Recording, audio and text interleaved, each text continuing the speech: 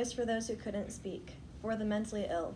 She fought for the lives of people who suffered from mental illnesses. Dix was a crusader, a social reformer dedicated to bettering the lives of the mentally ill.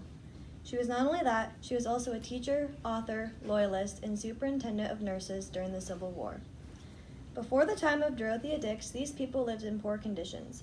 They lived with criminals in jail cells. Dix was an advocate for these people and pleaded for them to receive treatment instead of punishment for their conditions. She had a rough childhood and grew up with two parents who suffered from depression and other issues, leaving her to watch over her two younger siblings. Although her childhood was miserable, Dix gained many passions out of her struggles, such as her love for teaching, which she did throughout her life since she was 14. Because Dix understood what life was like for the mentally ill, she showed empathy for them. She knew that it wasn't their faults that they had these uncontrollable disorders, so they shouldn't be treated crudely for them, especially because being mistreated worsens their conditions.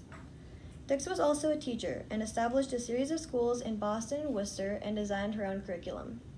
In the 1820s, her poor health made her teaching increasingly sporadic, so she began writing. Her latest school was closed in 1836 due to her health. Dix was inducted into the National Women's Hall of Fame, which shows her contribution to society as a woman. She had a love for reading and writing that her dad gave her, so she decided to pass the gift on by teaching children.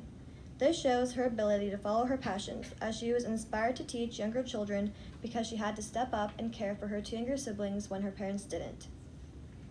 Dix had an eagerness in her that not many at her time had, and that's why she was so successful at achieving a change in society. Many people today, including myself, are inspired by how heartfelt she was in her work and how invested she was in the fate of the mentally ill. Thank you.